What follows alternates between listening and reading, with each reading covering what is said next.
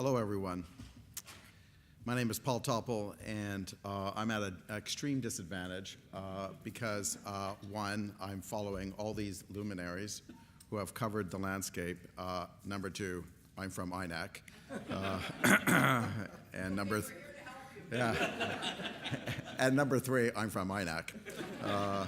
Anyway, so bear with me. I'll go through my presentation as quick as I can in order to, because I know you're probably tired and you want to get a break. I guess my only give in all this is that I've given you a bit of a visual so that perhaps it will help you in terms of ease of understanding of my presentation.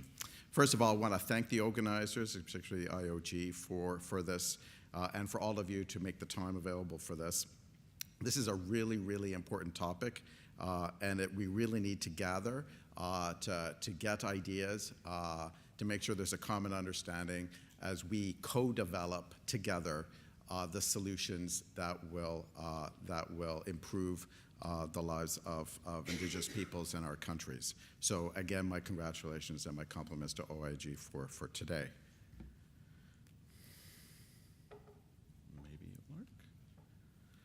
All right, so the purpose of this presentation is to give you a sense of how we got to this space we're now in and how we're going to get to a new, better space.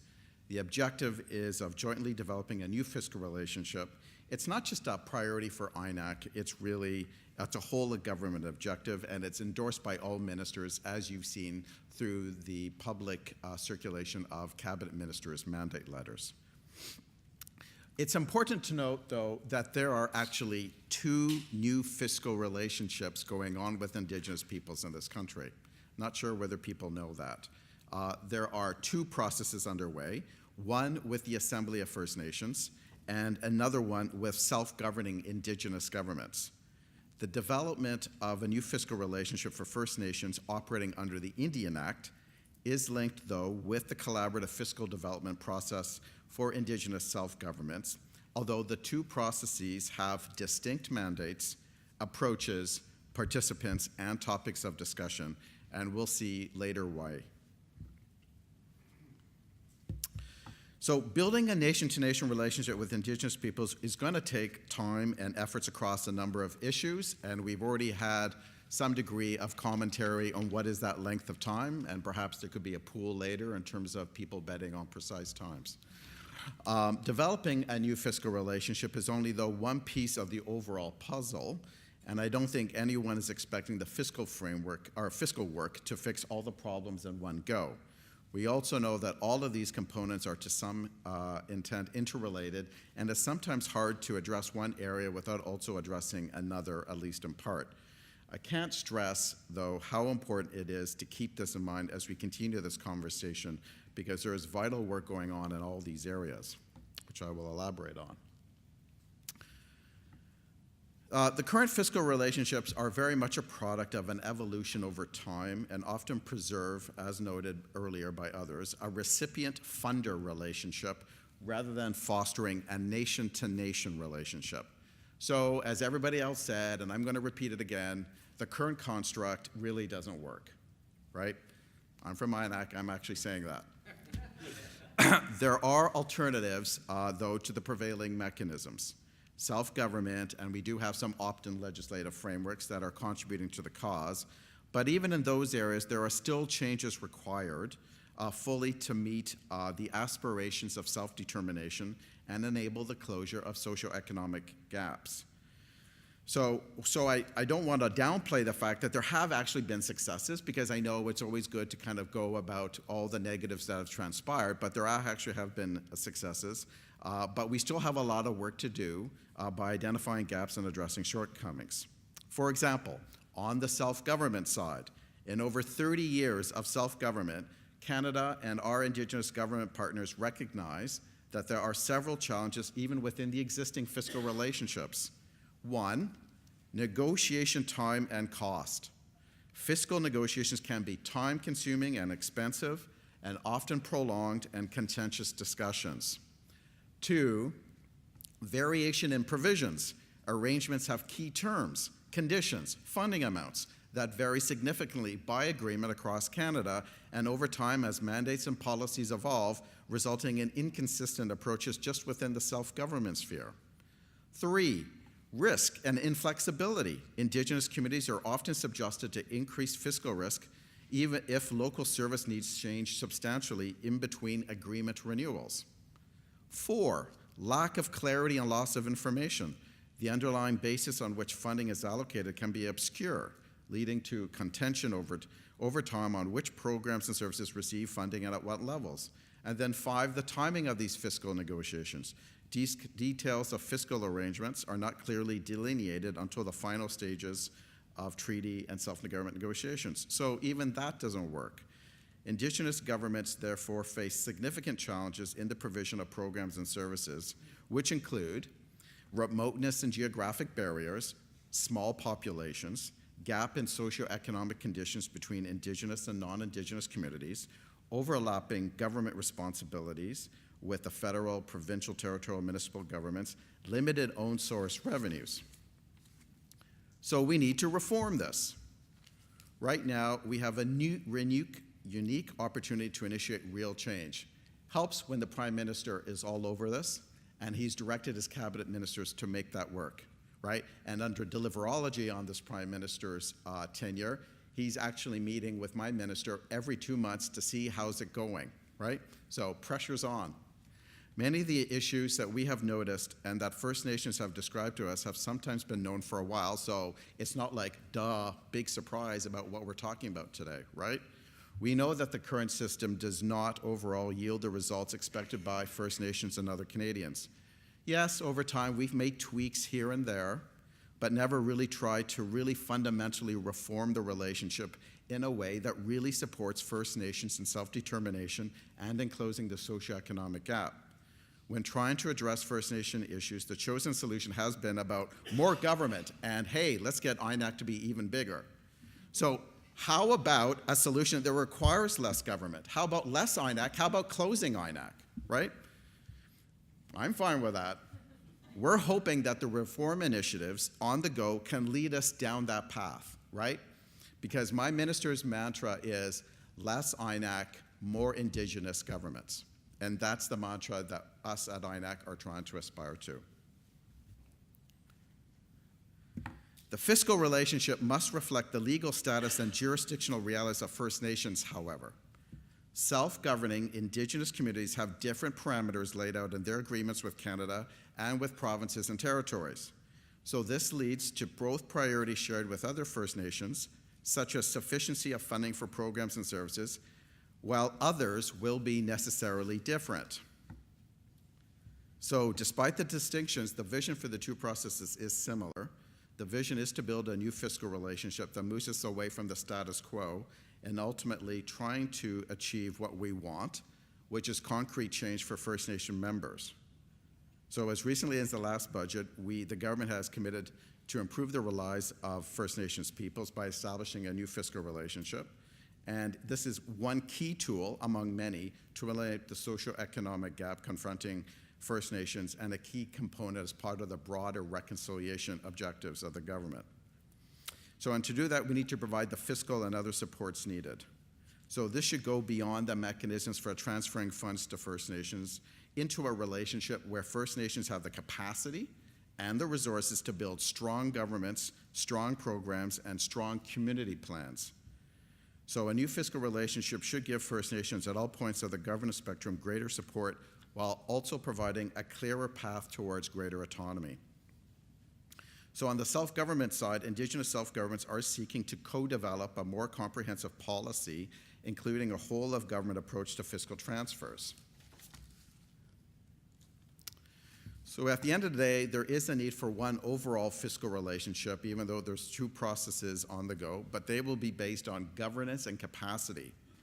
So we see the general outline of a fiscal relationship as a continuum. So at one end, we have First Nations with lower capacity that have increased support and structure around them, which will mean maybe that they have less flexibility in financial arrangements compared to others. For them, in order to help so we need to pour money into them from a capacity development perspective, make them stronger so that we can get that capacity and make sure that they are moving on that path towards governance over time. At the other end are First Nations and other Indigenous communities that are already with the self-government regime. And in the middle are First Nations with more capacity that have access to progressively more flexible and progressive parameters to increase their development, nation building, and governance. So I've heard many times from many people across the country, they don't like how self-government is defined by Canada under its policies and processes. I hear then, though, that folks take offense at the idea of us removing barriers to going beyond the Indian Act, even though they agree that the Indian Act is not a good system. So ultimately, these decisions are for First Nations to decide and to make for themselves. Know, however, that when we're talking about these things, we need to recognize all the work being done outside the fiscal realm to try and address this. And my colleague, Joe Wild, from INEC, is doing so with a number of First Nations through the reconciliation discussion tables going on across the country. So keep in mind, while all this looks like in the end is, so keep in mind that all of this is in the end not yet defined. It's an evolutionary thing. It's going to be co-developed with the AFN and other Indigenous partners, and it's going to be done with First Nations communities from coast to coast to coast, slated this fall. Officials participating in both processes are informing each other. This is the processes with the AFN and those with self-government, those under self-Indigenous governments. We're exchanging information in terms of how we're doing at both tables to ensure that Canada adopts a coherent approach to fiscal relations with Indigenous groups overall. But we're looking for good ideas, and so this conference is one means to grab good ideas to feed those tables before we come back to you to seek your views on going forward. On the self-government side, we've got 26 Indigenous governments where funding is provided, and over 70 Indigenous groups are at various stages of self-government negotiations. This is really exciting. Existing self-government fiscal arrangements include generally fiscal chapters in treaties or self-government agreements. There's fiscal side agreements containing fiscal transfer amounts. There's usually provisions on taxation. And then prior to the release of a document called the Fiscal Approach, self-government fiscal arrangements were negotiated and renegotiated on an individual basis with each government, and they were, consistent with secret federal mandates and policy frameworks. But now we've moved beyond that under a new process called the Collaborative Fiscal Policy Process with Self-Indigenous Groups, whereby Canada is now inviting self-Indigenous governments to participate in the development of a new self-government fiscal policy framework to replace the fiscal approach. So in a sense, we're working to reform with essentially the self-government Indigenous groups drafting with us the new policy, a totally new reform. Here on the slide is how the self-Indigenous government process is moving on and all the specific proposals that are being discussed at these tables with the timelines and the number of working groups getting there. And the Department of Finance is engaged on this, on the taxation-related matters. With those First Nations under the Indian Act, we have 3 working groups focused on sufficiency, so are programs and services being adequately funded or not? So we have to look at things like remoteness, the rebasing based on the deficits of the past, and what is appropriate costing to take into account inflation and growing populations. Second is predictability. How do we give government some degree of predictability to financially plan? And what is the funding transfer mechanism, perhaps with legislation, in order to get you there? And of course, third is mutual accountability, which is how do First Nation governments be held accountable to their community members? How does Canada be held responsible to First Nation governments? And how do we all be responsible to First Nation community members and all Canadian citizens? So the good news is we have adopted under this process a whole of government approach, i.e., and the good news is it's not about INAC, right? It's about INAC, it's health, ESDC, health, DFO, NRCan, Treasury Board, finance. It's everybody at the table. Sometimes when we meet with the AFN, we overwhelm them. But the good news is that is demonstrating a whole of government solution to this problem. So the commitment at the federal bureaucracy level in terms of horizontal coordination and engagement is there.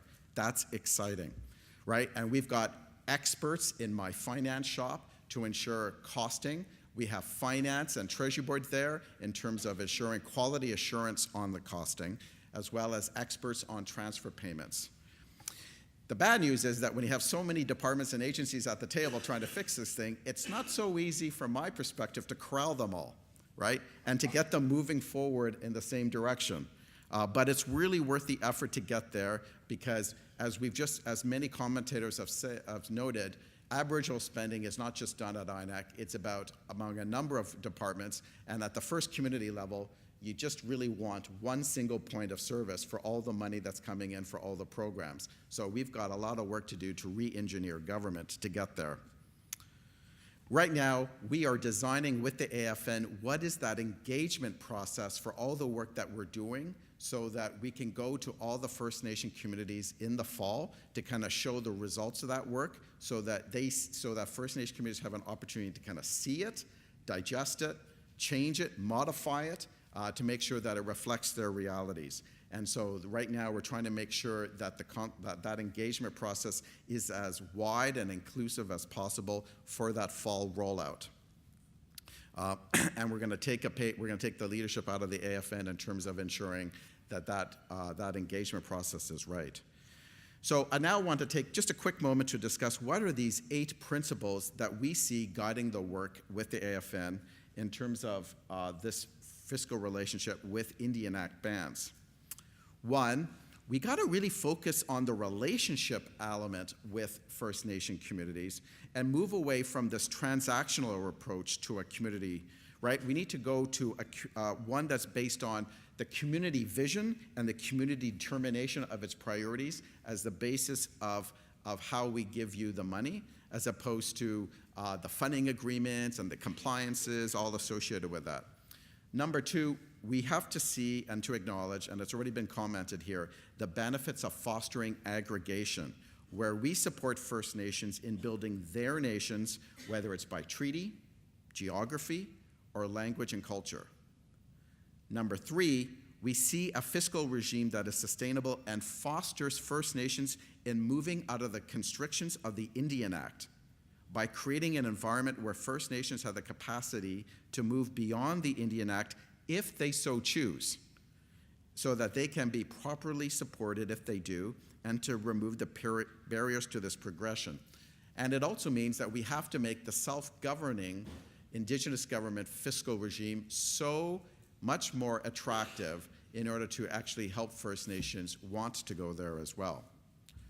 Number 4, we need, as I said before, to recalibrate this accountability model that Wayne just talked about earlier and move to a model of mutual accountability. It's not about First Nations just being accountable to INAC or other departments.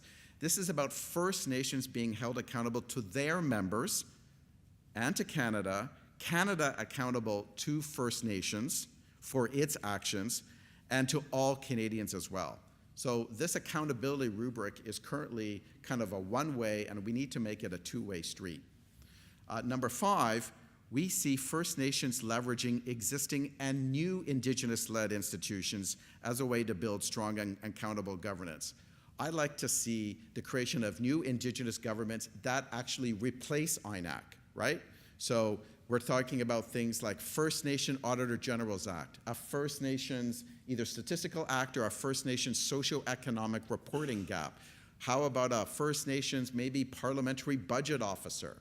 How about a First Nations management board? The creation of Indigenous-led institutions that provide the governance to look after their communities rather than INAC. Number 6, we recognize the need to focus on capacity development to build not only fiscal capacity, but overall community capacity. And we need to figure out, by working together with First Nations, how do we make that sustainable and predictable in order to make sure that we realize the priorities that are coming through that community planning. Number 7, we see all First Nations realizing improvements under a new fiscal relationship. So it's not just about those 1/3 that are really high performing, that are under the Indian Act, and how do we move them towards self-government, but it's also about everybody. It's about the Ottawaspikats, and how do we give them better predictability, sustainability in terms of their funding.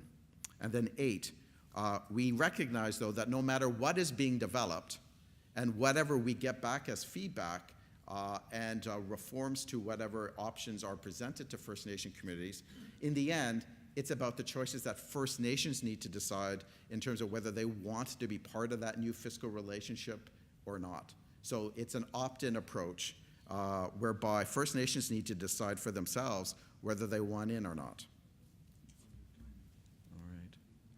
All right. This is kind of where we are in terms of the process on the new fiscal relationship under the Indian Act. You see some of the goals there. You see some of the timelines, and you see some of the working groups that are there. I've just been told I've run out of time, so I think it's probably a good place to end. I just want to say thank you very much for the opportunity to be here, to allow me to talk about some of our operating parameters for engagement, to talk to you about what's going on the self-government side on the fiscal relationship, what's going on in terms of the new fiscal relationship with the Indian Act bands, and some of the challenges that are going. I do understand that this is, and Harold reminded me some months ago, that this is not Canada and First Nations' first attempt at designing the new fiscal relationship. I think this may be called 5.0 at best, maybe 8.0. So other people have tried and failed, but I think, though, the optimistic thing to note is Prime Minister is highly engaged, Cabinet Ministers are highly engaged, and I do believe that there is a tremendous window of opportunity to make real change that has never happened before. Thank you very much for the opportunity to speak to you today.